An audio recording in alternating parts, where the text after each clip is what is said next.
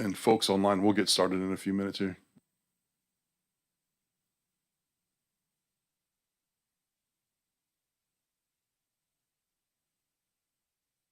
Invite us on.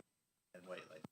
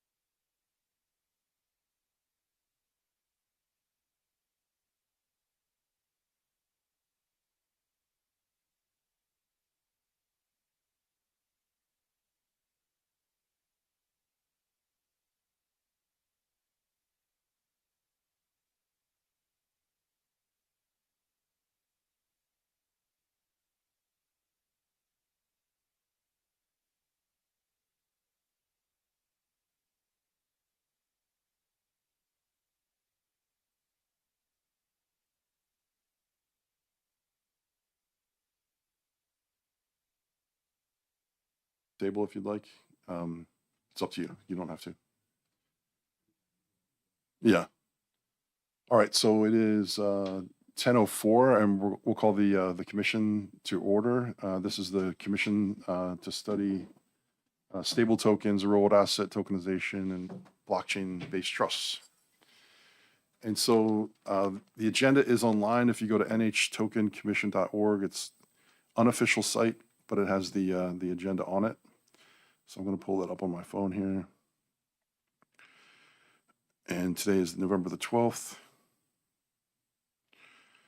All right. I guess welcome and introductions. I don't think we need to do that every time, but we have a new member joining us, or not a brand new member, but Jim, would you like to introduce yourself to the commission?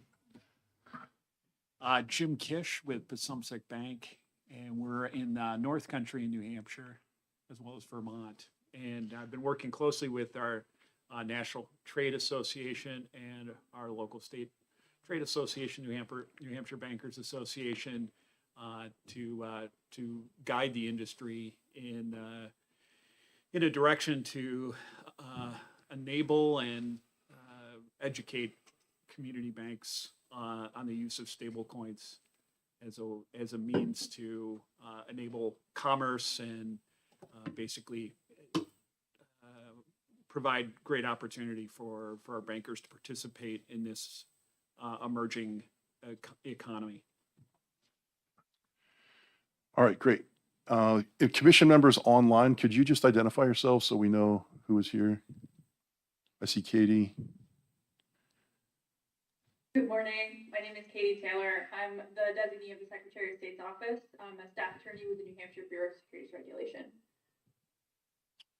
All right, anyone else, commission member? I can't read all the names on the wall there.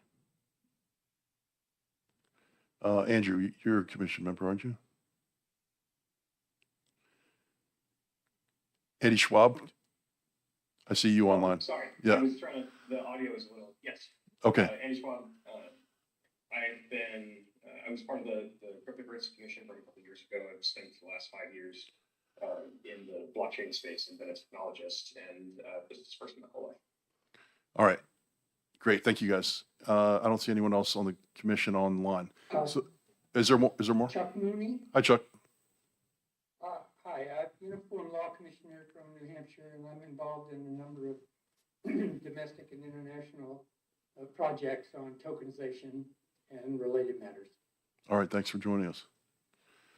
All right, so we have 7 commission members here. I'm making sure we have a quorum because we need to approve the minutes. So we'll go over, so again, online, it's nhtokencommission.org. If you pull that up, you can see the minutes that we're talking about. So we're going to approve the September 17th minutes, and that was taken by Representative Kofalt. Pull it up here on my laptop. So these have been online for maybe 6 or 7 weeks. Does anyone have any comments or changes, discussion on the September 17th minutes? That was basically an organizational meeting. So there's not a whole lot of content there. All right. Don't see any discussion. So I'll accept a motion to approve the September 17th draft minutes. Would anyone like to make that motion? All right, thank you, Brendan. And second? All right, Mike, seconded. All right, all in favor of approving September 17th minutes, say aye. Aye. Any opposed? All right, unanimous. And we'll move on to the October 15th minutes. And so we don't have a clerk. I'm still looking for a volunteer if anyone would like to take minutes, but we do have transcripts from this meeting. And that reminds me, IT guys, if you could turn on the transcription if you're listening for the teams, it's just good to have a second. So the transcription gets run through, I think I use Claude for this one. And I just had to correct a few names, spellings of names, because it doesn't always get those. And so it's, it's pretty thorough.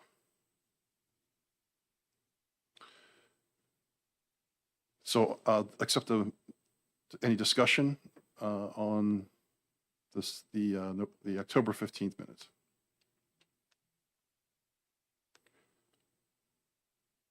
All right. And you can always, if there's any question, you can always go back to the YouTube video and watch it live. So we have a. I'll move to approve the October All right. 15th minutes. Seth moves to approve. A second. Seconded by Mike. All right. All in favor, say aye. Aye. Any opposed? All right. Unanimous. All right. Thank you for that.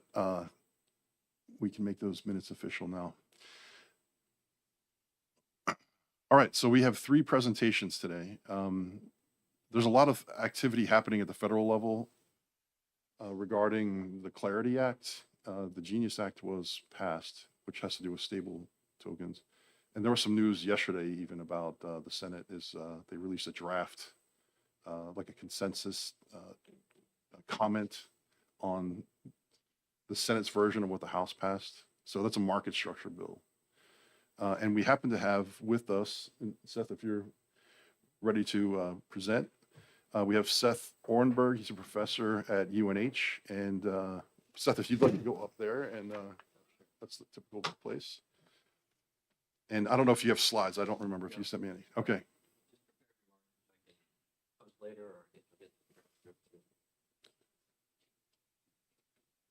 All right, so we're going to learn about Genius and Clarity. And Seth, why don't you introduce yourself and Yeah. your credentials and take it away. Good morning. My name is Seth C. Ornberg. Good morning. My name is Seth C. Ornberg. I'm a professor of law at the University of New Hampshire, Franklin Pierce School of Law. I have a JD from the University of Chicago, and I study and write about securities regulation, digital asset markets, and business organizations. So thank you, Chair and community members, for this opportunity to speak before the New Hampshire Stable Token Study Commission today. My goal for today is to help us frame what Congress has done at the federal level and help the state understand what that means for entering the digital asset arena. And as the chair mentioned, there are two new federal statutes that are frankly redefining the landscape, and they're moving quickly. On the one hand, we have the Genius Act. Now that's already law that really governs stable tokens or stable coins or payment stable tokens specifically. And it's fundamentally best understood maybe as a monetary and a banking law. And then we have the Clarity Act, which is in some ways its big brother, hasn't passed yet, but it's looking like it's got a lot of momentum currently in the Senate. And I would expect it to follow soon. That will reshape digital asset markets and has to do a little bit more with transactions and other forms. So together, this is going to reshape how the United States regulates blockchain-based financial instruments, and it separates payments from investments. And this is going to create several new spaces as well as some new challenges. So again, I'm going to touch on how these laws work, but my focus is really about decisions that states will have given that there has been federal activity. So with that roadmap in mind, I think I'll ask a series of sort of questions and then try to answer them. So I think question one, what does Congress mean and how should we interpret payment stablecoin? So to understand how states fit into a framework, we have to understand what is being framed. And under the Genius Act, a payment stablecoin is defined as a digital asset recorded on a cryptographically secured distributed ledger, commonly known as a blockchain. And this technology resembles the technology undergirding used by other digital tokens, some famous ones like Ethereum or other cryptocurrencies, but actually there are very precise definitions and requirements that we're going to see for it to be a payment stable token. Payment is doing a lot of work here. I'm also going to be a little bit imprecise, in part because the laws are somewhat over the map in terms of specific definitions. I'm going to use stable coin, stable token, payment stable token as sort of interchangeable. There isn't really a completely definitive lexicon on this yet, although we're making progress with a glossary on the Commission's webpage, which I would recommend to everyone. So there is a little bit of interchangeability, but I'm talking about something more specific than digital asset, which is a broader category. In any event, a payment stable coin or token must be used or designed to be used for payments. It sort of makes sense. Has to be used primarily for payments or the settlement of transactions. And its central purpose must be to function like digital cash and not as an investment instrument or as a utility or other functions that blockchain-based assets provide. And so our focus should be on payment devices and stable tokens. This actually makes things easier, not harder, at least with regards to Genius Act activity, which I'll talk most about, because payment stable tokens is a narrower category. The statute further defines a payment stable token as something that is redeemable, convertible, or repurchasable for a fixed amount of monetary value in a national currency. I would expect most will use US dollars, but in fact, it could be any national currency. Beyond redemption, the law requires that each payment stable token represent or create a reasonable expectation that it will maintain stable value. There's going to be some fluctuation from day to day. This is not a perfect one-to-one peg, but so small market fluctuations are tolerated, but any persistent deviation is not. And so there's an obligation to maintain parity that makes it stable. So we see that payment stable token means it doesn't change much in value. It's used for redemption and clearing of transactions, and that it is a blockchain-based asset. So within that definition, of course, there's a lot of room about ways that these things can function, and importantly, who can certify these particular asset classes. And that's where things get interesting. So now that we understand at least basically what is a payment stable token under Genius, I think question 2 is, what does this mean for federalism and for states like New Hampshire? Because actually this is an interesting type of federal law where federalism was designed into it, and there are actual tracks for states' rights and states' sovereignty. So how do states interact with this new Genius framework? States occupy nominally 2, but I've done research enough that I feel confident in saying there are 3 potential positions for states.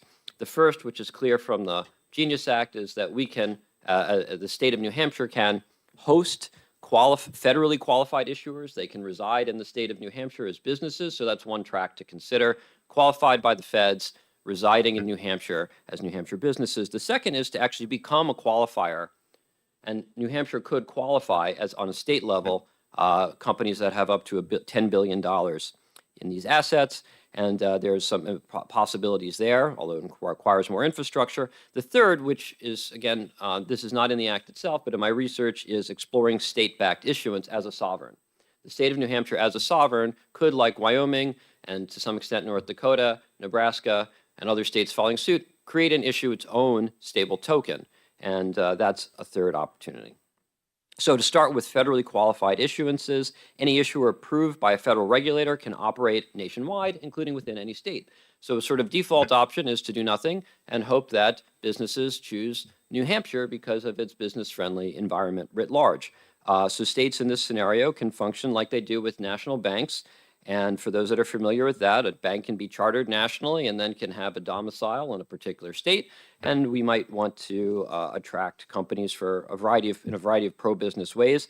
But this doesn't require a significant amount of infrastructure or additional legislative action, just like we don't have to have a separate regulatory apparatus for national banks that are here. So it's certainly an option, but it may be less legally dynamic.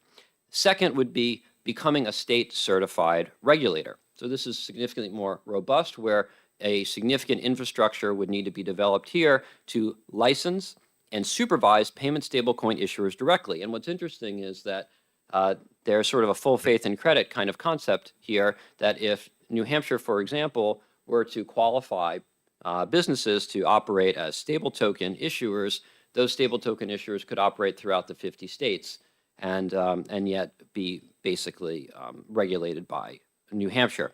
Now, there's a caveat. It has to be substantially similar. Those are quotey fingers, substantially similar, because that is a term of art to the federal baseline established in the Genius Act. And I would expect that Treasury is going to have a strong voice in what these standards are going to be once we get into rulemaking. But there's going to be some freedom at the margins and potentially opportunities to be more stringent than the feds. Core parameters of that include equivalence of standards, as I mentioned, substantially similar, some scope limitations, as I mentioned earlier, and again, a 10 billion outstanding market cap limitation, otherwise it has to become federal, and ongoing supervision, which requires an infrastructure build out in the state that's doing the qualification to provide prudential regulation. So if New Hampshire or any other state decides to be a state qualifier, it must enact conforming legislation, establish examination capacity, and work closely with Treasury for initial and periodic review, and, as I'll get to, certification. Okay, so the third option is to become a stable token issuer as a sovereign. So as a sovereign entity, the state of New Hampshire, like Wyoming, has chosen to, like North Dakota with its owned banks, OWNED banks, are doing. New Hampshire and other states could issue stable tokens. Now, this is a little bit of a gray area in the law based on some research I have done, but Genius defines issuer to include other business entity, and it was actually an addition later in the legislative history. The original word was other entity. The word business was introduced later. This was introduced in large part with some influence from Wyoming, which declared that it is not subject to the Genius Act. So I think there is at least a colorable argument that the Genius Act, through its legislative history, is specifically written not to apply to state sovereigns as issuers, but this is a legal gray area query whether one wants to be a test case. There may be an open season for states interested in federalism and real financial sovereignty, but again, that's a reading between the lines. So in short, under Genius, a state has three options that I think the commission should consider as sort of major framing pathways. One is, well, one really, option 0 is to do nothing and to not be particularly involved in this marketplace for a variety of reasons. That may be a right choice. A less onerous potential option is to host federally licensed issuers, to court them, and to make this an attractive state to do business with a federal qualification. A more onerous and potentially more rewarding option is to create a structure for regulating and qualifying state issuances of stable token issuers, one certified by Treasury, and a third, a little bit of a going rogue type option like Wyoming with its literal, I think, Rough Rider with maybe North Dakota tokens, is to issue a state-backed token. So with these three pathways in mind, let's ask question 3. What prudential and consumer protection rules apply in these various cases? Well, again, quick recap: federally qualified issuers, state qualified issuers, state sovereign issuers. For the first two, we have clear legislative guidance. For the state sovereign issuer, we're a little bit between the lines, and I can't answer any of this with certainty because we are literally at the beginning of a federal rulemaking procedure, so I can't tell you what the rules are because they haven't been made yet. But I can tell you that this is a time where interested parties are lobbying or otherwise making efforts to make sure those rules are enacted in a way which is prudent and sensible. So one of the immediate things a state or any other interested party could do is to follow that rulemaking process and influence it. But as far as I can tell for now, there will be effectively 6 categories of rules, and that might be helpful. So here's the framework. I think there are 6 things we want to keep in mind that will regard baseline obligations. There will be reserve requirements, transparency requirements, yield or no yield requirements, segregation requirements, redemption requirements, and anti-money laundering and anti-terror finance law. So let's unpack those. So first, reserve requirements. Covered issuers have to keep high-quality liquid assets equal to 100% of outstanding tokens. So you have to be able to have effectively full coverage. Each token has to be backed 1-to-1 by safe cash-like assets that can be turned into money quickly. 2, transparency. Issuers have to publish a monthly public report showing what's in its reserves and to certify its accuracy. Third, there is a requirement to not provide yields. You can't reward people. Rewards are a little more complicated than yield per se because there are various ways one might be able to get around this, but effectively you cannot give interest or probably not rewards for someone just for holding the token. Importantly, because we're trying to keep this out of the domain of investments, and that starts to make it look investment-like, but it also could have systemic contagion issues. Fourth would be segregation. Reserve assets need to be set aside for token holders. They can't be pledged or rehypothecated, as the term would be, so you can't risk the backing. The fifth is, again, redemption. So users have to have a right to redeem at face value. Now, it's subject to reasonable mechanics, but again, these should be immediately redeemable for cash. Sort of like if you had a dollar bill before 1971, literally says on it that you can go and redeem that for a certain amount of gold, and the same kind of concept here. And sixth, anti-money laundering, financial integrity. So covered issuers have to follow Bank Secrecy Act and know your customer requirements, monitor reporting, just like any other financial institution. So 6 categories of rules: reserves, transparency, no yield, segregation, redemption, and anti-money laundering. That's going to apply to, I think, all issuers, but as I mentioned, it clearly applies to qualified federal issuers and state qualified issuers. Whether state sovereigns have to follow these rules or simply should follow these rules is a legal gray area that I think requires further study and probably some test cases. So question 4 then, how does the Clarity Act add to this picture? So as the chair helpfully framed this, The Clarity Act is a market regulation act, whereas Genius is a instrument or a banking monetary level act. So you might put these in overlapping buckets. Genius matters, I think, at the moment, most to states who are considering specifically how to get involved with stable tokens.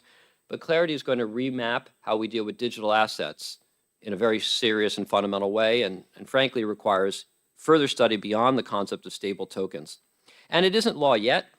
It's not my job to predict passage, but I will say that there's a lot of momentum, a lot of interest, and in my own writing, I think this is a fundamentally necessary act. So what is it? Clarity is formerly the Digital Market Clarity Act of 2025. It establishes a federal taxonomy for digital assets generally, and it defines 4 key new terms that haven't existed in our lexicon and have made blockchain-based asset regulation ambiguous. So we have a concept of a digital asset, a digital commodity, a digital security, and an ancillary asset. And this is changing who regulates what at a federal level, and it may have flow-down effects to state regulation of similar instruments, like the New Hampshire securities oversight would potentially have to follow in line with some federal framework. But again, this is still emerging. So a digital commodity would be overseen by the Commodities Future Trading Commission, the CFTC. A digital security would remain under the jurisdiction of the Securities and Exchange Commission, the SEC. We have this ancillary asset, a novel category, recognizing that digital assets morph and change over time or could have hybrid features or functions. It's a bit less defined for obvious reasons. We're trying to cover something hybrid or transitional, and that is still an emerging category. The Clarity Act also establishes a self-certification process. So actually a token issuer can effectively self-certify, filing a notice, and basically has a default that they get to issue a token without additional oversight, provided that they filed properly. The filing triggers oversight, but if they do not get a negative review, it's sort of a presumptive go forward. So it's an interesting shift in that you don't have to wait for permission, or at least you have to wait a statutory period, but you don't have to get a formal grant of permission, putting the time pressure on the regulators. So all of this is going to impact the marketplace, but where they meet is in how they draw new boundaries. And this is where the framework is relevant. Genius says that a compliant payment stablecoin, meaning issued by a permitted issuer and fully backed by qualifying reserves, is not a security and not a commodity. And Clarity confirms and extends that logic to the rest of the digital market field, the digital asset market field. So together, we're starting to see a division of the digital ecosystem into defined legal zones with more specific regulations of stable payment instruments are its own category of thing that's not going to be, we have a little more certainty around some regulatory boundaries. So for states, that means the line between these different assets, stable payments, tradable investments, algorithmic tokens, governance assets, utility tokens, as yet evolving forms, we're going to see, I think, increasing division of labor around these. And we may see eventually a definition of the perimeter of state authority. Genius preempts inconsistent state licensing or prudential standards for covered payment stablecoins. So, you know, there are some limits to what states can do, but Genius also expressly preserves state power to enforce generally applicable consumer protection and anti-fraud laws. So it's also helpful to note that under all of these acts, New Hampshire's ability to protect consumers here in the state does not go away. I mean, fraud is still fraud. And sort of all of these acts have sort of built into them that if there are false claims or fraud, the protections don't generally apply. So Clarity and Genius are designed to work in tandem. I think I would need more than 25 minutes to explain how, and I would also probably need the benefit of the law actually being passed in its final form, as it had just changed as of this morning, I think. So moving on beyond Clarity or back to Genius, question 5, how can states seek certification under the Genius Act? How could a state go through this process? If New Hampshire, for example, wanted to be a state qualifier, what does that look like? Well, the process through which states licensing becomes nationally recognized requires getting some confirmation from Treasury that the certification is substantially similar, has substantial similarity to the federal baseline. So again, that's the Cody Fingers keyword, the substantial similarity test. So a state has to show its statutes, regulations, and crucially, its examination framework. So not just that there is a cut and paste copy of federal law. Of course, that's achievable. We could basically download a federal law, import a version of that, or have a model law here, but that's insufficient. There also has to be examination frameworks, and there have to be like infrastructure, right? People who are actually doing the review. And its rules for reserve assets, redemption, disclosures, and consumer protection have to be equivalent in scope, frequency, and again, critically, enforceability. The process would have 4 steps, give or take, but roughly a state would submit materials, proposed statutes, regulations, and a supervisory plan, and that goes to the U.S. Department of Treasury. Treasury evaluates whether the proposal meets the quote-unquote substantial similarity test. Step 2 would be a determination and certification. Treasury gets to decide if the regime is sufficient. And this, in this case, this actually is a gate. This is not a default. Just filing doesn't get you the permission. We do need a stamp from Treasury. It could issue a certification order recognizing the state as a certified payment stablecoin regulator under the Genius Act. And that allows the state to license and examine issuers up to the $10 billion cap, which leads us to the $10 billion cap.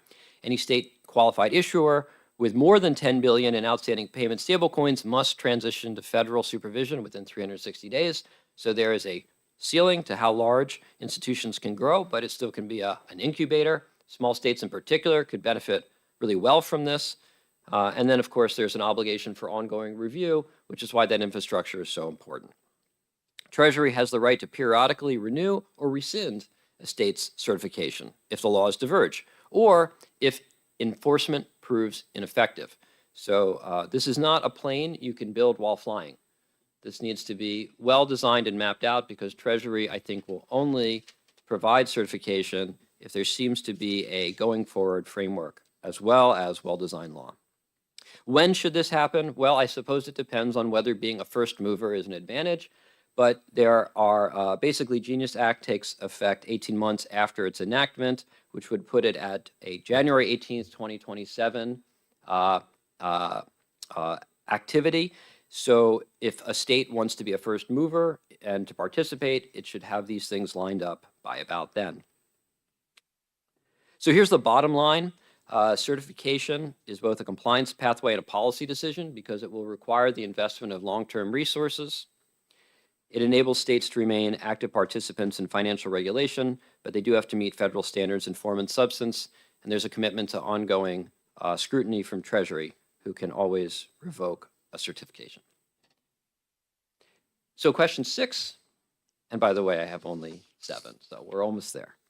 What strategic choices and open questions do states currently face? We have statutory architecture in place. The next issue then is strategic at a state level. How do states position themselves within a new federal system? Clarity and Genius together give states 3 levers of influence: regulatory participation in market development, which doesn't require having infrastructure, but you can help build markets here by courting and being pro-business.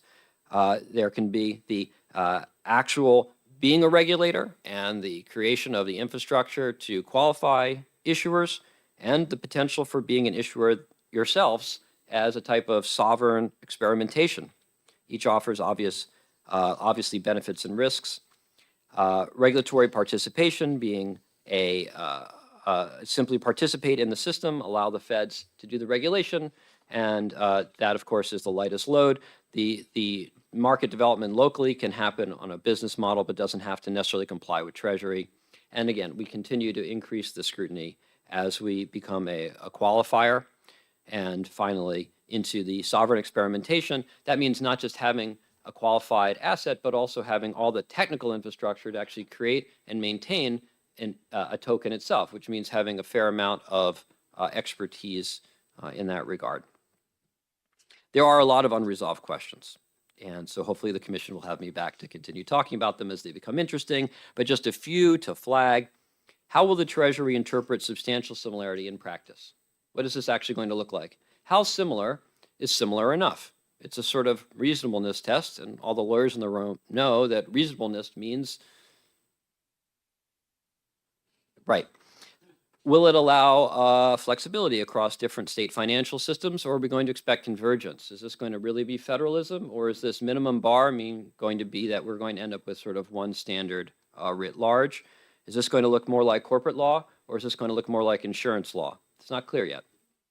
How will dual supervision work if a state qualified issuer grows large enough to trigger federal oversight? What's that transition? And are we going to see a discontinuity right at that area as people bump up toward 10 million? Are we going to see lack of activity in that space, or a clear pathway of success and growth? Will smaller states collaborate to pool resources? And finally, will federal regulators treat sovereign issues differently? So these are technical and policy questions. So to close, my last sort of question or point is sort of what are the immediate steps and implementation priorities that you might be thinking about? States can again decide whether to harbor qualified issuers, create a qualification regime, or become a sovereign issuer. And the final question is what comes next for states? There will probably be 3 phases in which any of this has to happen. Phase 1 being an assessment phase, which I think we're participating in today, each state determining where it stands vis-a-vis federal and state law, and as internal capacity, as well as external competition, sort of a strengths, weaknesses, opportunities, and threats kind of analysis. Phase 2, states who want to participate would need to open coordination channels and have a liaison to the U.S. Department of Treasury, as well as probably to the Federal Reserve, and potentially through the Conference of State Bank Supervisors or another group to peer states, because there will likely be some coordinated dialogue, maybe even some work toward uniform laws or uniform processes for qualification instead of every state reinventing the wheel. And then we'll probably see an execution phase where there will be enabling legislation amendments and, of course, building entire new agencies, recruiting staff, forming new digital assets, et cetera. So at the highest level, the Genius Act and the Clarity Act mark the first serious attempt by Congress to bring coherence to digital asset regulation by naming a number of the different functions that exist. So law is now distinguishing between what is money, what is investment, what is in between, and we have some other categories emerging, which is exciting and important. It's structural clarity. It may be imperfect, but it's, I think, a very strong foundation for federal and state participation. So Washington has opened the door for partnership. I don't think that door will open indefinitely. We'll probably see some market activity as we get toward that January 27th enactment as states try to enter the market by 2027, early 2027. So there is some real opportunity for discretion, fundamentally a policy choice, but I hopefully have provided some legal information that would help policymakers to make a more informed decision. So my final takeaway would be that clarity is itself a form of stability. And I think that we are moving towards better stability in our digital asset markets because we have a better understanding of the types of devices that operate there. And what remains is for each jurisdiction to decide whether it wants to act and how it wants to stand. And for now, thank you for your time and attention, and I'm happy to take questions or provide further references or whatever is useful to the Commission's work.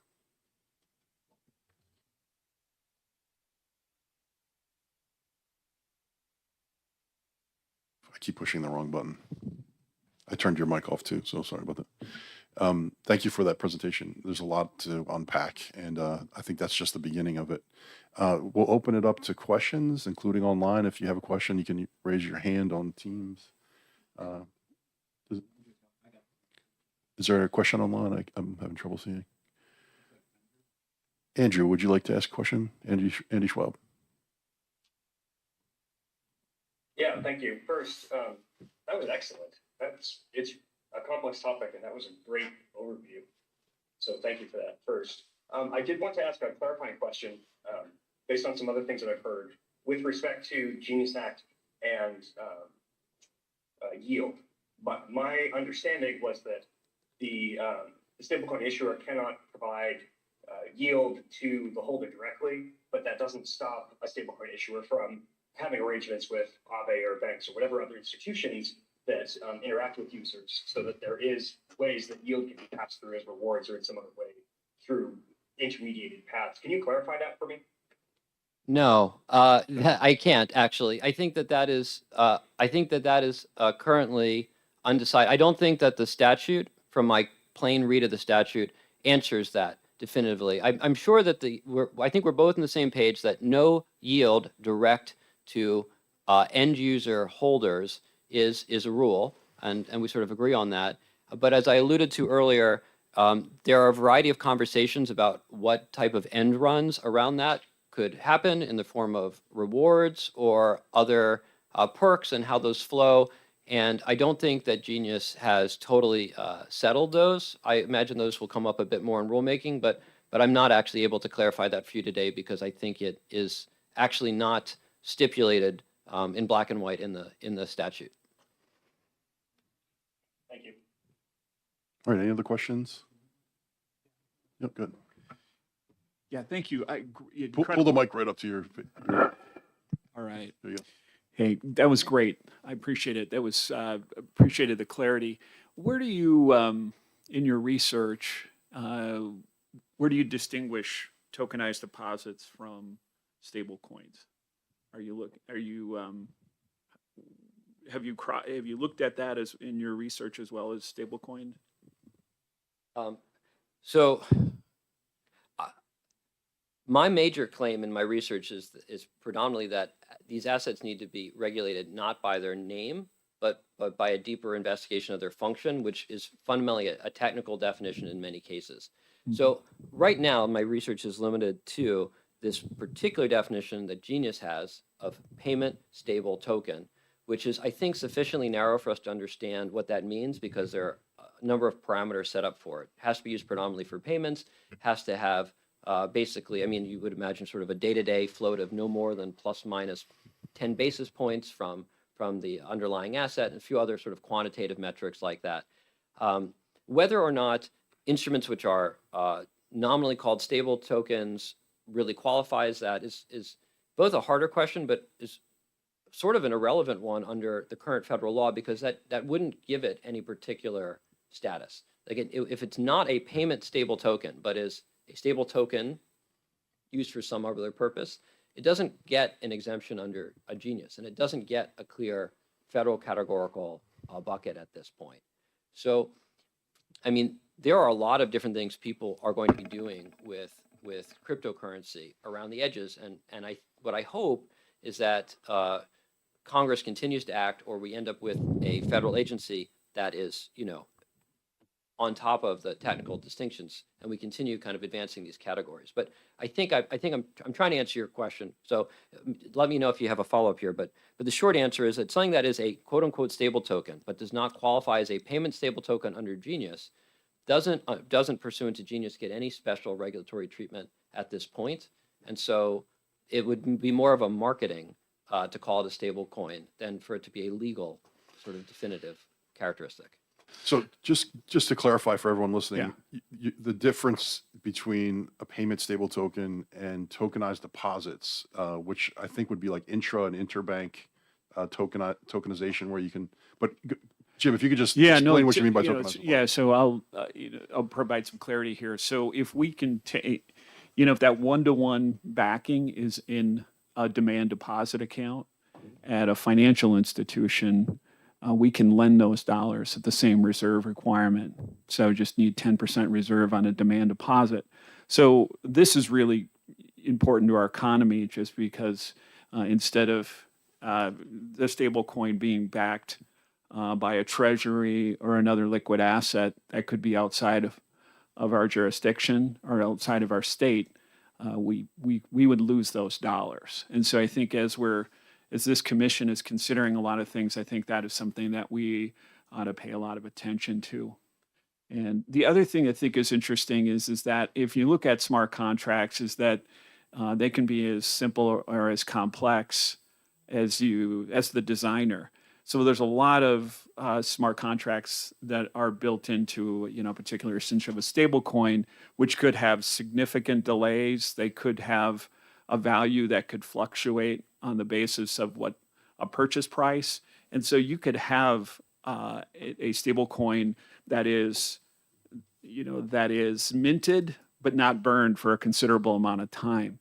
And so there has to be some consideration for some, some financial consideration for the time that that coin sits idle. I would think, so we just have to take into account that in this new, in this new realm we're in, these are very, sophisticated instruments. So I think there's a lot of considerations around some kind of consideration for the amount of time that they may sit.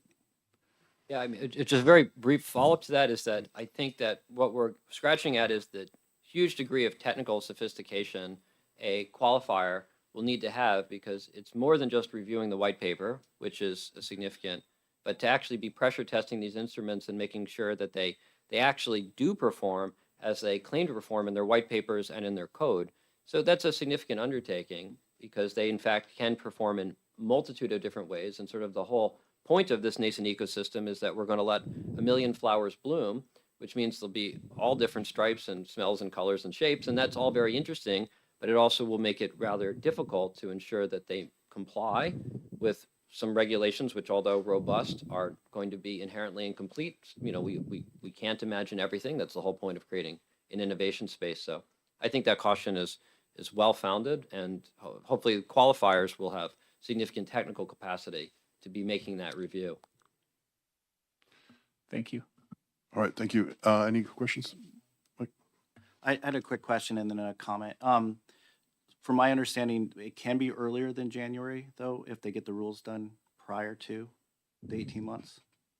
I would have to double check that, but I think that 18 months is the outside limit. Okay. I think that's the outside limit. Um, It's not, I haven't seen that many occasions where federal regulators get Right. rules done significantly early, especially with the shutdown. especially after Chevron. Yeah. Deference requires a significant amount more process, or Loper Bright, I should say. But here in particular, I think actually the pace of this is sort of frightening to some regulators that are needing to get up to speed very quickly. So I don't think it's highly likely that we're going to see enactment substantially before the deadline, Okay. because this is actually very technically complex. But I think you're right. I think you're right as a legal matter that is the upper end of when this could happen, not the starting point. And then just, I don't know if it's a clarification, on your part 2 where it said the state lift to get to be a regulator under the 10 billion, our infrastructure at the banking department, we're pretty close to that. When we went through the SAFE Act, we had to get certified. We currently license and examine money transmitters. So if you think of stablecoin as a payment rail, it's not very dissimilar to what we're doing. And we are working with CSBS. They do have a model law they're developing for states to be able to get ahead of this. So I think what you said about part 2, like how much infrastructure get up there, I don't think it would be a heavy lift for New Hampshire with our current structure. Yeah. No, and I think I want to also emphasize that point. I hopefully didn't overstep, and I did not mean to claim I understand our strengths in this space, but only to indicate that I think that there is a significant required, but there are potentially some very particular strengths, weaknesses, opportunities, or threats that each state should look at. And having a well-developed infrastructure and capacity to move on this quickly is an obvious strength if that exists. So I didn't actually intend to qualify the state's capacity or not. Okay, yeah. And then just to add to your point, we are seeing companies that are willing to do a stablecoin stake to the company's commodity, like their inventory. Instead of having cash on hand, they'll give them stablecoin for the value of their goods and issue stablecoin that way to help with the payment. Does that rates. fall into the Clarity, or the Genius Act definition? The whether or not the thing is a payment stablecoin is a question aside from whether or when it is issued. So I think those are two separate questions. I don't think that The backing isn't, the backing could be Well, furniture or automobiles or no, the something. backing has to be national currency. It has to be redeemable for a national currency. But I thought what I heard in there was that it could be used as payments or could be issued Yeah, another way. the concept is businesses only have so much capital on hand. Instead of tying up more capital to get stablecoin for like a big payment rail system, they could stake their commodity, and maybe that company's giving them a loan in a sort. I'm not sure, and they get that stablecoin to use for their payment rails, and so they don't have to offload a bunch of cash when they're already tied on cash. So that's something we've seen. Interesting. I don't know if it's really functional, but it's been proposed. I guess if there was a loan, a US dollar Correct. loan. I'm not That could be sure, yeah. used to, Because right now we're still in the gray area too, because it's the 18 months Yeah, out. I So think to answer that more fully, I would have to look at the details and make sure that it didn't hit on some of the rehypothecation type issues that could be related to, lending and leverage. I mean, there are concerns around systemic contagion. So I think getting one level deeper, why is the legislature including these rehypothecation requirements, is that we're afraid of, 2008 and systemic contagion and things like that. So I think leverage tokens will be met with skepticism, but again, case by case analysis. and we'll wrap up here in a minute. You have something else, Mike? Okay. Yeah, it's a big topic. And fortunately, Seth is on the commission, so we can bend his ears all we want. I have a question about that $10 billion threshold. There's something called the network effect in, like a network that's a protocol for exchanging these tokens. So, Tether is the largest stable token issuer, and they have the advantage. It's sort of like if you wanted to start another Facebook, you have to overcome the fact that Facebook has all the users, right? You have to convince people to come over to your network. And a state would have a small issuance, and that $10 billion threshold, it seems arbitrary to me. I was wondering if because it could limit how much network effect the state token could achieve, right, before it has to be federally regulated. Is there something comparable? Is there a precedent for setting that threshold? We have a dual banking system where the state can charter and the feds can charter. Is there something comparable in that structure where if a bank got too big, a state could no longer regulate it? It has to be federally chartered. Well- As much as you know about that. No, so this is also something I could have a lot of fun talking with for a while, but I'll try to keep my remarks brief. So the idea of a network effect or positive externalities from scale is that especially when you have a commodity or a product that has zero or near zero marginal cost, generally you want to scale that up infinitely. And in addition, we have a network effect where the more people use something, the more people want to use something. Like if you had Facebook and you were the only person on it, it doesn't offer you a lot of value. It's basically just a place to store your photos. Whereas being able to reach 1 billion people, right, creates some competitive advantages. There's a whole dynamics around first mover, but I think what is relevant potentially here is that there may be room for tokens that do different things. So I don't, again, like I can't imagine these at the moment, but I think the thought is that there might be tokens that have more specific use cases in particular industries or for, I think we might have someone unmuted. Certainly in history, there have been the unseating of titans. So if any of you are still using, I can't even remember, GeoCities, like there are various technologies that do get supplemented, and there are reasons for that to happen. So I don't think that just because of network effects and positive externality, positive economies of scale, we should expect there to always be just one stable token. But I think the question for a state like New Hampshire is, what would be a defensible competitive opportunity as opposed to just trying to unseat, Tether or something like that. To your second point, it is absolutely arbitrary. It's always arbitrary to have a number like 10 billion is clearly an arbitrary number. It's obviously not a calculated numeric or it was a number picked and it draws a line in the sand. I've written on this topic. These types of arbitrary lines in the sand also exist in banking and create these what are fundamental discontinuities. So you see, I forget exactly where the threshold was, but I think it was 2002 Sarbanes-Oxley created some additional obligations for banks above $100 billion or what have you in assets. And you see very, very few banks approaching that amount, large conglomerations and mergers above that amount, and then much smaller banks. So these type of discontinuities do cause market irregularities. This is a type of, a way to create an irregularity in the market. We're likely going to see that. And it could have some negative consequences. The question is 10 billion enough for a nascent startup to create some value? And it might be that there's a focus on a different type of stablecoin. The last thing I just want to mention, it's a little bit of a plug for the University of New Hampshire, but I think it's a relevant one here, is that we have one of the best interoperability labs in America.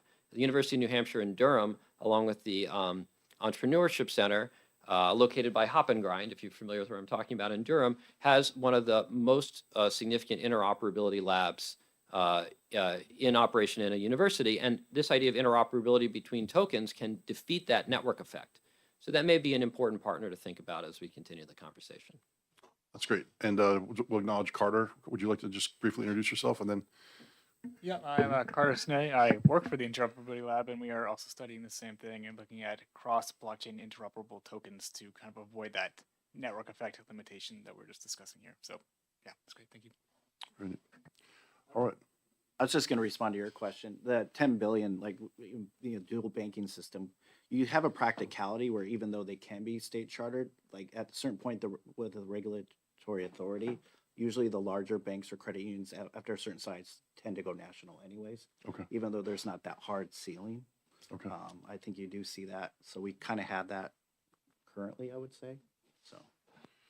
All right. Do you have something, Carl? All right. And so I think you mentioned it's still a gray area, but if a sovereign, like the state of Wyoming, issued a stable token, they might not have that $10 billion threshold. So Wyoming is, as far as I read their documentation, Wyoming is taking the position that they are not subject to the Genius Act's provisions, that they are a sovereign unto themselves, that they are issuing. Now they are claiming that they are not issuing money, right? So there's also federal law that makes the United States, you know, the sole minter of coin and things like that. So these are seen as maybe something else. They're a payment mechanism, a payment structure.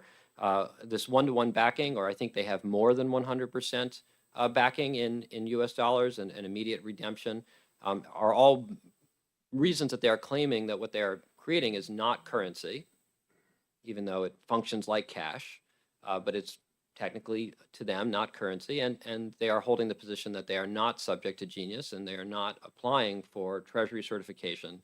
They are simply they are sovereigns, and unto themselves they are going to issue a token.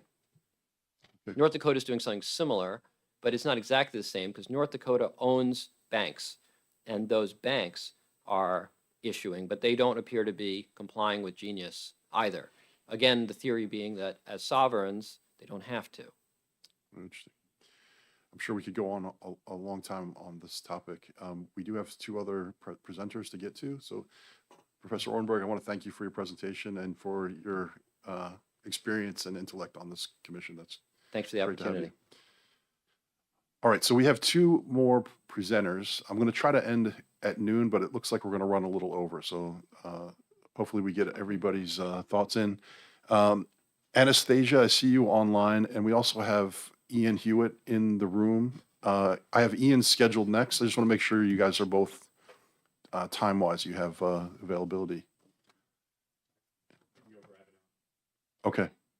So Anastasia, are you okay on time? We'll get to you about 11:30 or so. Yeah, that's no problem at all. All right, great. Thank you so much for the opportunity to present. Thank you for your time.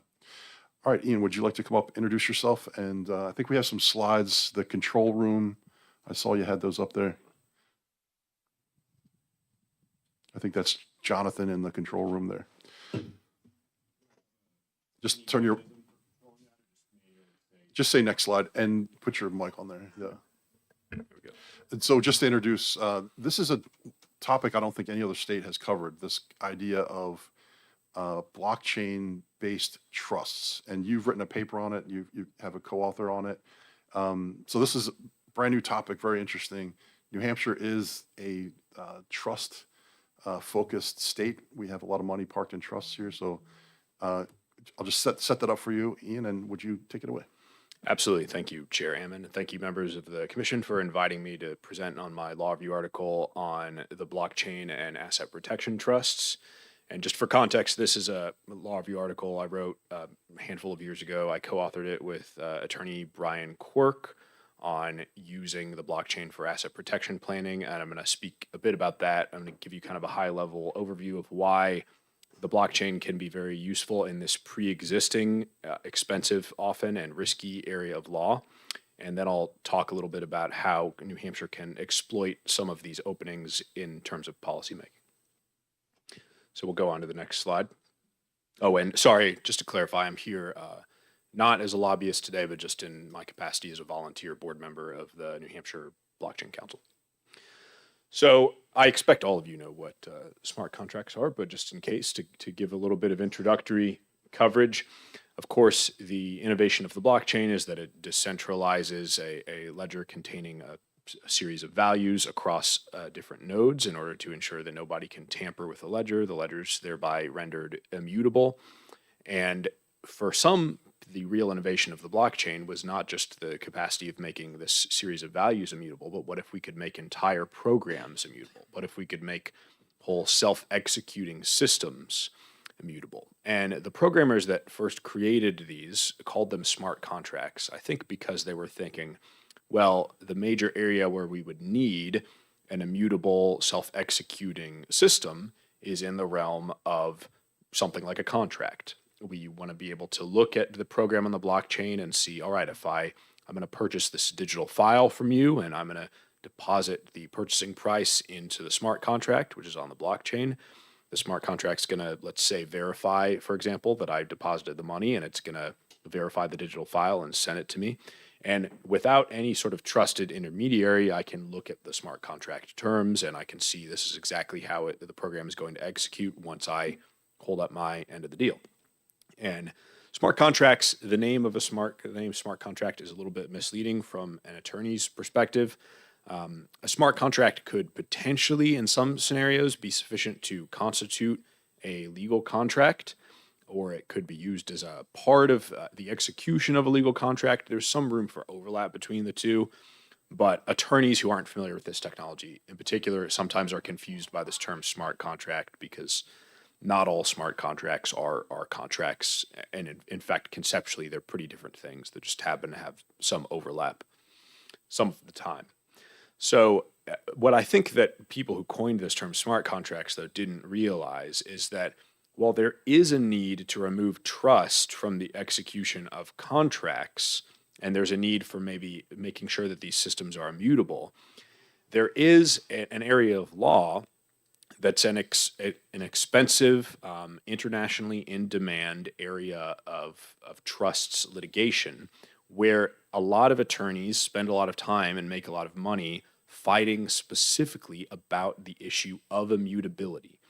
This is an area of law across the world where the main aspect of a trust that is in demand and that comes up before courts is the immutability of the trust. And since a blockchain-based protocol is really the most immutable system in the world, there's tremendous potential for innovating in this area by taking this expensive and sometimes risky area of law and just moving it onto blockchain-based protocols.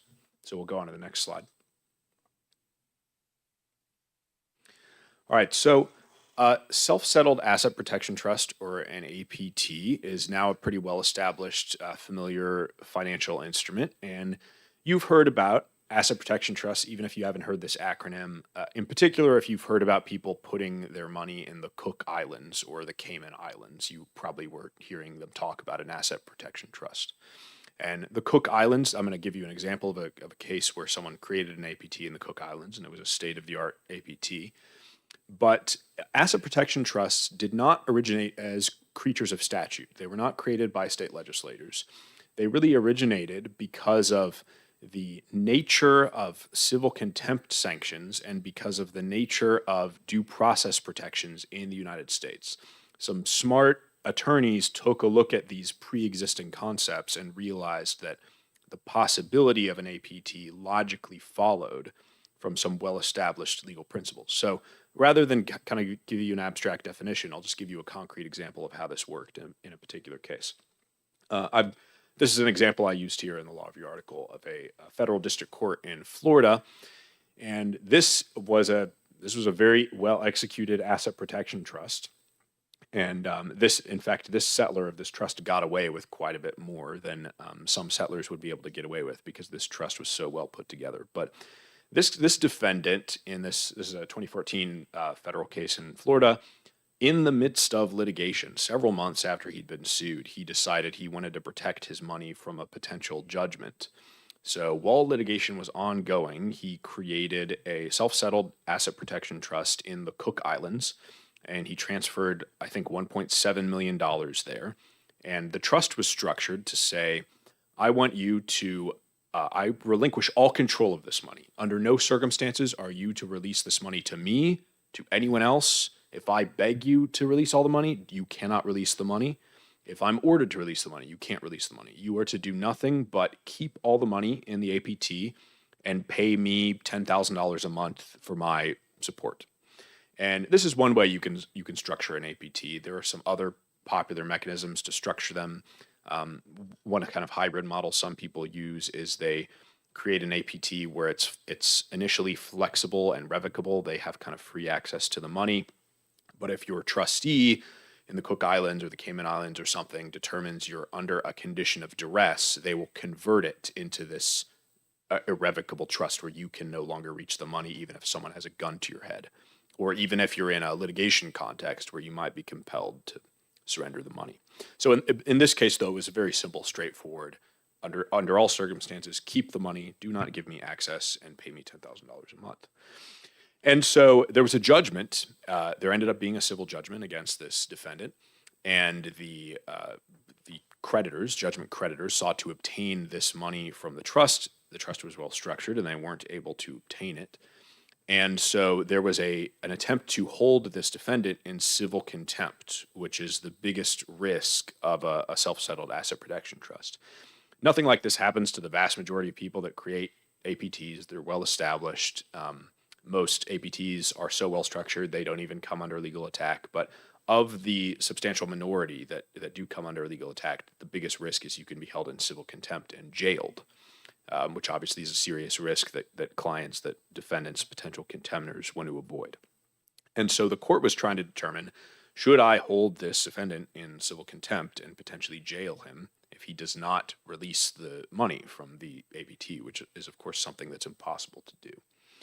And the defendant, the potential contemner, showed the judge, he introduced evidence, introduced the trust instruments, introduced testimony showing this trust is effectively immutable. They didn't use the term immutability, but that is what was being litigated. This is immutable. I don't control it. It's irrevocable. I cannot change the trustee. I cannot order the trustee to do anything contrary to the terms of the trust.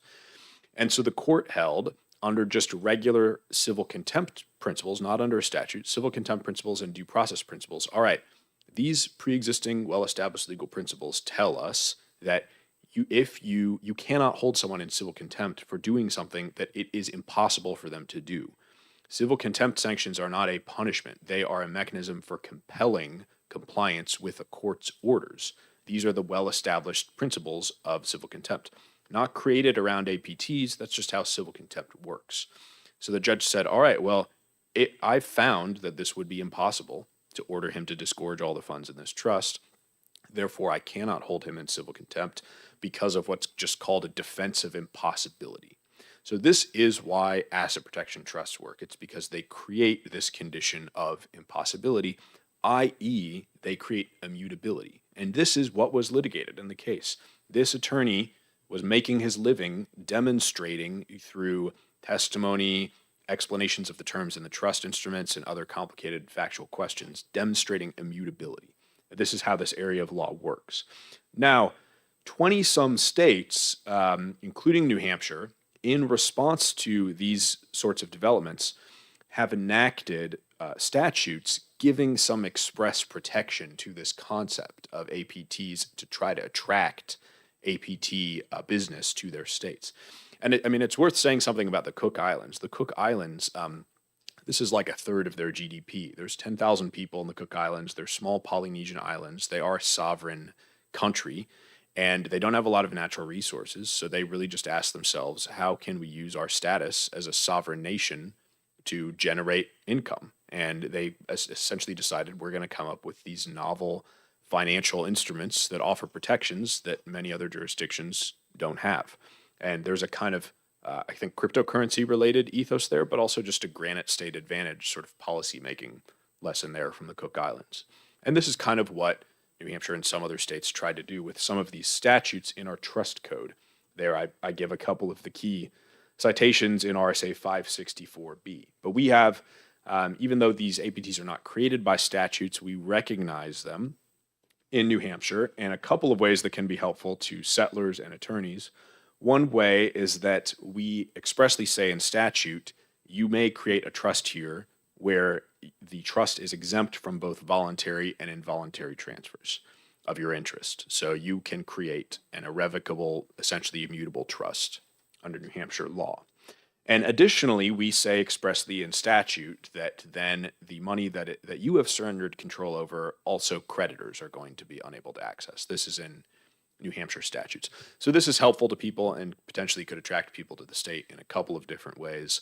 One is that you're kind of showing courts, no matter where you may be litigating, if your trust is based in New Hampshire, that the trust is exempt from these voluntary and involuntary transfers. It really is immutable, theoretically, under New Hampshire law. And also, we're saying expressly that it's protected from creditors, and so the judge can kind of see, all right, this is above board. New Hampshire recognized this in its state law. The concept of an APT predates any of these statutes, but the statutes help insulate it, give it some extra protection, and ideally, the thinking is, let's attract this business to states that innovate in this area of policymaking. Let's do the next slide. Now, that said, traditional APTs, even really well-constructed APTs, have a lot of challenges, and this is why there are attorneys who make their living litigating these kinds of cases. And you might get a sense of what some of those are from my description of the 2014 Florida case, although that was a successful APT. So here's some examples of some of the challenges you can face and why traditional APTs can still be risky and expensive. And as I go along, I think you're going to start to see how a blockchain-based asset protection trust could solve all of these problems. And then I'll try to tie a bow on this at the end and talk about how New Hampshire could address some of these issues in statute. So the problem is basically that we don't want to let people use the APT structure cynically. If you've done a pretend APT, everyone would agree, where you actually do control all the money in, let's say, your Cook Islands or your Cayman Islands trust, then we don't want to exempt you from civil contempt because civil contempt could compel you, theoretically, to turn over the money. And we don't want to protect those funds from creditors. The deal, basically, is that you protect the money from creditors by protecting it from yourself. And if you haven't done that, we want to subject you to civil contempt to get the money. The problem is that any protections you can think of to ensure that cynical bad faith APTs are not treated like APTs also can create a lot of expense and risk for people that have actually done sincere, good faith, lawful asset protection trusts. So the first obstacle is that the settlor, the person who created the trust and put the money in it, this person has the burden of showing impossibility. It's rather always, anytime a defendant in any civil contempt proceeding is pleading impossibility, it is their burden to show the thing is impossible. That can be difficult to meet a burden. And so you have to, at your own expense, pay an attorney, produce the evidence to demonstrate that the thing can't be done, that you're potentially being ordered to do. Now, one particular problem that comes up in the case of self-settled APTs, and you see this in a lot of the case law, is that judges that are unfamiliar with this instrument can sometimes just be incredulous that an APT is real if they haven't heard of this before. They're skeptical that the APT really exists and really functions in the way you allege. So this is a quote from a 1999 case that appears in all kinds of APT cases. Many courts have quoted this statement and said, yeah, I agree with this, and used it in their opinions. While it is possible that a rational person would send millions of dollars overseas and retain absolutely no control over the assets, we share the district court's skepticism. This is from the Ninth Circuit. And many other courts, when they're going to find against settlers of APTs, they quote this quote to say, yeah, I also really doubt that you actually surrendered control over these millions of dollars. And what's notable here is they quote this not to say, well, you did surrender control over this money, and I think that's sketchy and morally illegitimate, and so I'm going to hold you in civil contempt. That's not what the courts are saying. That would be a violation of due process and standard canons of civil contempt and impossibility. What the courts are saying when they quote this quote is they're saying, I doubt immutability really exists here. I'm pretty sure, defendant, you actually somehow control this money. You could get it all if you wanted. So you can see how what's being litigated over and over again in these cases is immutability. One finding that sometimes trips up defendants is there may be accidental backdoors in the trust instruments themselves if the trust is not very well crafted. Something people run into sometimes with potentially Cayman Islands trusts is sometimes the trust instruments on their own terms will say you, the defendant, the settler, may appoint a new trustee.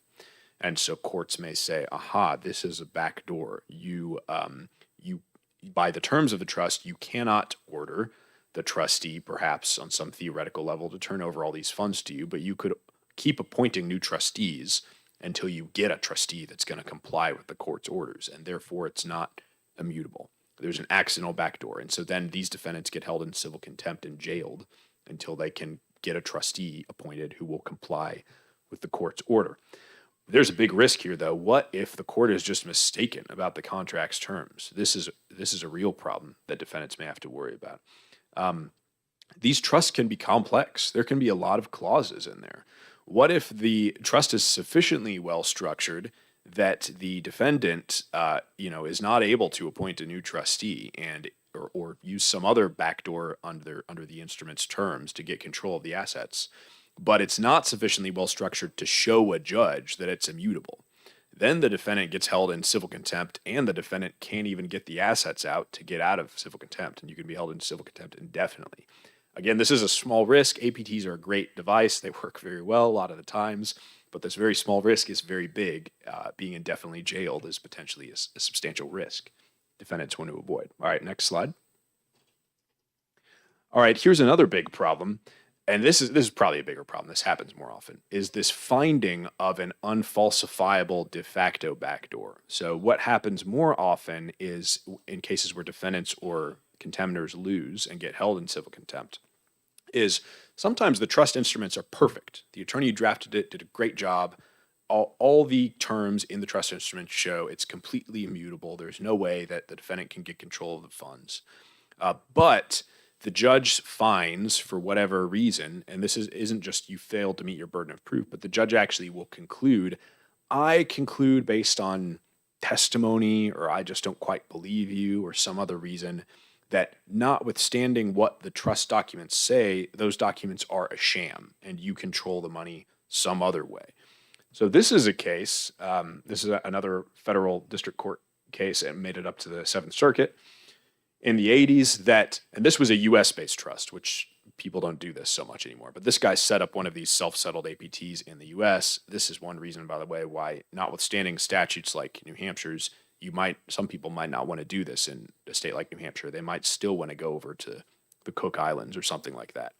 This guy, even though the trust instruments were good, there was no allegation that there was a backdoor in the trust instrument terms. And even though he demonstrated, look, judge, I've ordered the trustee to disgorge the funds and they won't do it, the judge still concluded, based on really not a lot of evidence, that there was some sort of backdoor de facto arrangement where this guy could somehow, notwithstanding the trust terms, get control of the funds. And he held the guy in civil contempt. And there's really nothing else, there's nothing the guy could have said to get out of this scenario because the trust instruments were on his side. There wasn't a lot of direct evidence holding there was any problem here. Basically, probably because the trust was based and administered in the US, that kind of fact can lead a judge to say, I'm skeptical this is really what it claims to be. So this is one reason why Cook Islands trusts are still in demand, even though New Hampshire and states like New Hampshire still have statutes like this. Now, I won't spend a lot of time on this unless there's questions about it. This is becoming increasingly disfavored, but there's a doctrine of self-created impossibility, which theoretically allows judges to hold you in contempt if you created the impossibility at issue. This comes up in not just APT cases, but all kinds of civil contempt sanctions. This is pretty theoretical and is, like I mentioned, is increasingly disfavored legally. Judges don't really hang their hat on just this. They may mention it as an argument in the alternative. But usually in these cases, there's a nexus in time between the creation of the impossibility and the order to do the thing alleged to be impossible. So if you 60 days away, and that's typically about where the cutoff is when this does come up, 60 days away from the order, on either side of the order, you create the impossibility. A judge may theoretically find self-created impossibility and still hold you in contempt. And so lawyers that do asset protection trusts say it's better to create an APT when your legal seas are calm. You want to, yes, you're worried about potential future creditors, but there's no, ideally when there's no specific creditor, prospective creditor on the horizon, someone who might come after you in a civil case, that's the best time to create an APT because there's no nexus to any potential self-created impossibility. But, and I mentioned here, and this is one thing that I showed in the law review article that I co-authored, every single published case finding self-created impossibility, judges realize this doctrine is pretty tenuous. It probably violates the due process clause. So what I found in the paper that I wrote is no judge has ever found just self-created impossibility and held someone in contempt. They also will find that there was a backdoor in the trust instrument terms, or there was a de facto backdoor, or that you failed to meet your burden of proof. All right, next slide. And so we propose in the law review article blockchain asset management, which is doing an asset protection trust on the blockchain. And again, this is an area where there is, as you've just seen, this big, expensive, and risky area of law where the entire thing that is generating the expense and the risk is the question of immutability. So the blockchain is the best way we have to create protocols or systems that are immutable. And the blockchain could theoretically just wipe out this whole area of litigation in this practice area. So you could replace the functions of a Cook Island trustee with smart contracts and oracles. That would make it easier to meet your burden, because remember, it's your burden of showing impossibility. All your attorney has to do is just explain to the court how the blockchain works and how a smart contract works. That's going to go a long way to showing immutability. You don't have to worry about parsing both trust instruments and this universe of facts in the world. A traditional Cook Islands APT, you've got to worry in terms of evidentiary findings about the terms of your trust, but also what's the judge going to infer from testimony? Is he going to find that you're buddies with the trustee and the trustee actually would do what you want him to do for that reason? Is he going to make some unfalsifiable finding of a de facto backdoor? That's going to be pretty much taken off the table if you do this on the blockchain because there are no people. There are no people that could theoretically make a discretionary decision if the protocol says, let's take my Florida 2014 case. If the protocol had said, hold on to my $1.7 million, release $10,000 to me a month indefinitely and do nothing else. Obviously, you might want to build some flexibility in there, but that's a system that some people use in settling APTs. Then there wouldn't have been any question about, all right, I'm going to hear, as a judge, I'm going to hear testimony from different witnesses. I want testimony from the trustee, other people involved in setting up the trust. I want to see if there's a de facto backdoor. There's just no possibility of a de facto backdoor. The question is, what are the protocols of the trust? Skepticism about the situation. If a judge is incredulous, I can't believe that this could possibly be real. You just explain to them what the blockchain is. That's going to be a lot easier than going through all the hoops that people jump through in traditional APT contexts. And the judge is unlikely to honestly conclude there's an unfalsifiable or other imagined de facto backdoor in the smart contract. All right, so last slide, and this will be my last couple of minutes here.